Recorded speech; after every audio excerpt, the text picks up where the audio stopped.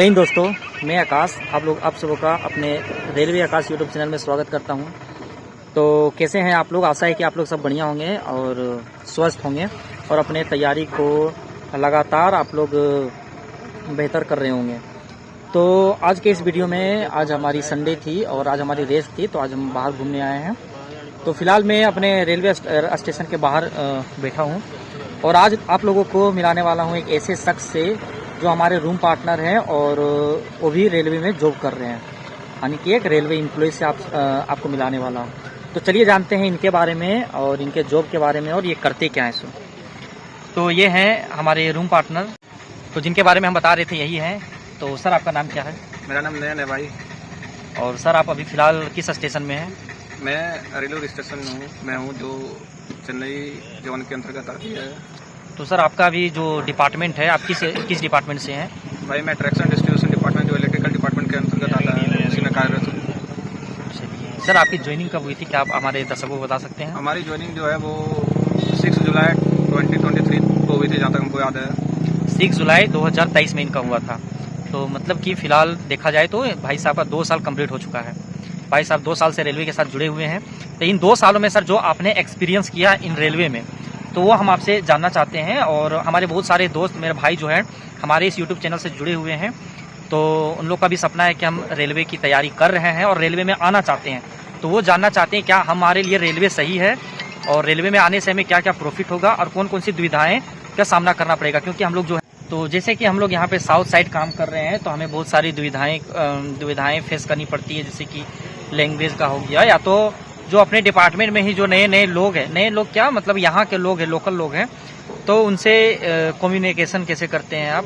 तो सर, आपका अभी फ़िलहाल ज्वाइन किए 2 साल हो गया, तो इन 2 साल में सबसे पहला जो पोस्ट है यही है या आपका ट्रांसफ़र हो गया है या प्रमोशन मिला है? मेरा जो सबसे पहला जिसमें ज्वाइनिंग हुआ इसी डिपार्टमेंट में हुआ और इसी डिपार्टमेंट में कार्यरत हूँ। ये अभी चेंज होने वाला ये डिपार्टमेंट नहीं है, बशर्ते डिपार्टमेंटल एग्जाम होगी, उसमें अगर हमको चॉइस फिल करना होगा कि अदर डिपार्टमेंट में जाना चाहते हैं रिलेटेड टू इलेक्ट्रिकल डिपार्टमेंट, तो हम लोग जा सकते हैं।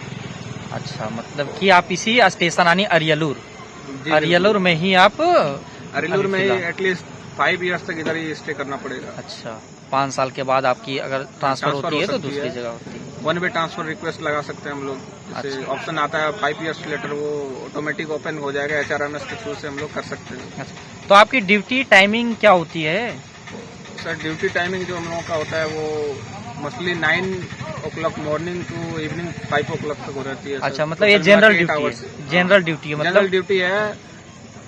बट अगर सपोज कभी इमरजेंसी केस आया, इलेक्ट्रिकल से रिलेटेड है, तो अर्जेंटली उसको अटेंड करना होता है। ये मोस्टली 1 month 2 month में 1-2 days ऐसा आता है कभी। अच्छा, मतलब कि जनरल ड्यूटी होती है, लेकिन अगर आपको जरूरत पड़े तो आपको कभी भी बुला लिया जा सकता है ना, अटेंड करना पड़ेगा। अटेंड करने को सही बात है भाई। आप सिग्नल वाले हैं, इलेक्ट्रॉनिक वाले हैं, तो बिना इलेक्ट्रॉनिक का तो रेल नहीं चलेगी, और रेल चलेगी नहीं तो हम लोग की स्वाभाविक है कि हमारी सैलरी कहाँ से आएगी।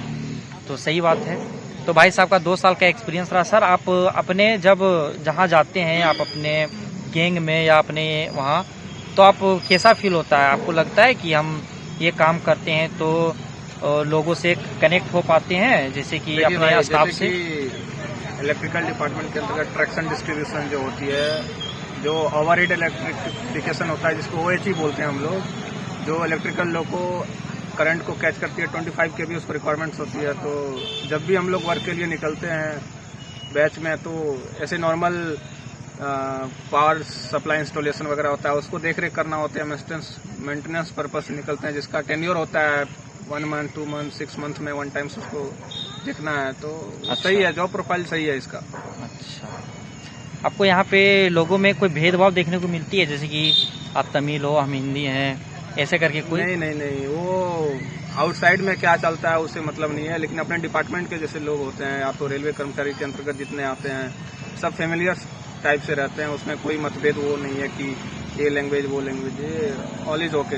अच्छा, मतलब आपका ड्यूटी है, आपका ये काम है, आप करिए, बस आप कर देते हैं, उससे कोई मतलब नहीं है आप क्या बोल रहे हैं, क्या कर रहे हैं ना। अच्छा, तो आपको क्या क्या प्रॉब्लम फेस करना पड़ता है? जैसे कि क्या आपकी ड्यूटी जो है बरसात में भी लगती है और धूप में भी लगती है, ऐसे कुछ होता है? देखिए, ड्यूटी जो है वो कभी इसमें जो ये प्रॉब्लम है कि अर्जेंटली कभी आपको जाना पड़ सकता है। जैसे सपोज रेनी सीजन जब होता है तो उसमें इलेक्ट्रिकल से रिलेटेड ज़्यादा कुछ प्रॉब्लम मशीन होती हैं, कुछ इलेक्ट्रॉनिक्स मटेरियल्स होते हैं जिसमें कुछ प्रॉब्लम आ सकती है। तो उस केस में आपको, क्योंकि ट्रेन तो 24 आवर्स के लिए उसको लाइन क्लियर चाहिए भाई, हाँ। तो उसके लिए आपको अर्जेंटली अटेंड करना पड़ेगा। तो उस समय अगर रेन हो रही है, हीट है, तो वो सब मायने नहीं रखता, उसको आपको साइड में छोड़ना पड़ेगा और अपना जो जिसके लिए आपको सरकार लाई है, जिसके लिए आपको जिस योग मतलब जिस मानती है पर्पस के लिए, सरकार, जिस अच्छा। पद पे रखी है, तो उसको आपको करना पड़ेगा। क्योंकि फिर ट्रेन कैसे चलेगी? ट्रेन नहीं चलेगी तो हजारों लाखों लोगों की जो है ट्रांसपोर्टेशन बाध्य हो जाएगी। तो उसके लिए हम लोगों को वो करना पड़ेगा, ड्यूटी को आगे रख। तो सर आप अपने इस ड्यूटी में, इस पोस्ट में आप अपने साल भर का लीव जो होता है, कितनी सारी छुट्टियां मिलती है आपको एक साल में? देखिए, जैसे सारे एम्प्लॉय का लीव का जो है शेड्यूल वो सबका लगभग सेम ही है। 2 सेट LAP आप लोगों को सबको मिलता है, हम लोगों को भी मिलता है। उसमें 15 डेज पर सेट रहता है।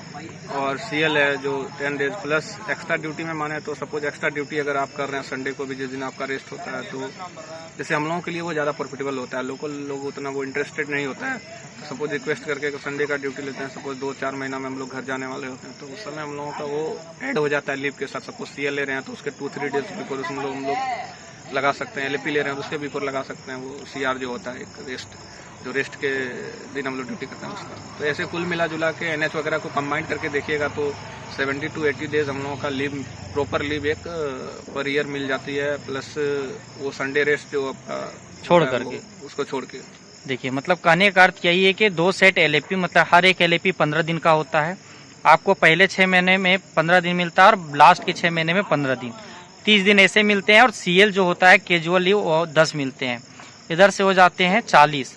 और HLAP जो सिक लीव होती है वो हर एक 20 मिलते हैं। LHAP 20 हर साल में 20 मिलते हैं। और जो NH वगैरह मिलकर टोटल मिला करके 60-70 है। 70 के अच्छा, 70 to 80 के लगभग हमें छुट्टियां मिल जाती है।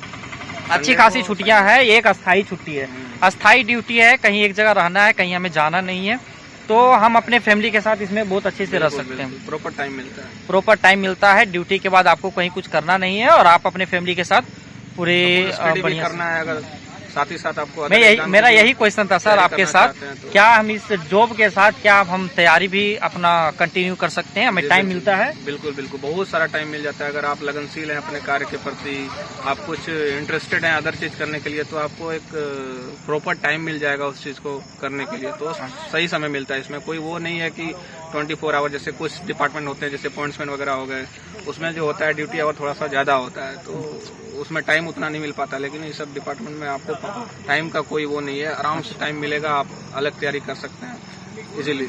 चलिए, तो अब भाई साहब अपने ड्यूटी, अपने जॉब से रिलेटेड सारी इन्फॉर्मेशन दी है। आई होप कि ये इन्फॉर्मेशन आपके लिए बहुत ही लाभदायक होगा और आने वाले एग्जाम्स और जॉब के प्रति बहुत सारे स्टूडेंट को बेनिफिट होगा।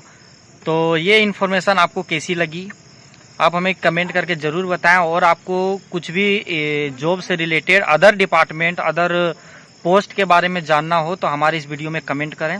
मैं उनका भी इंटरव्यू लेके आऊँगा, जैसे कमल भाई का लेके आए। तो मिलते हैं नेक्स्ट वीडियो में, तब तक के लिए इतना ही। Bye bye. आई होप कि आप लोग अच्छे होंगे और अच्छे से तैयारी चल रही होगी।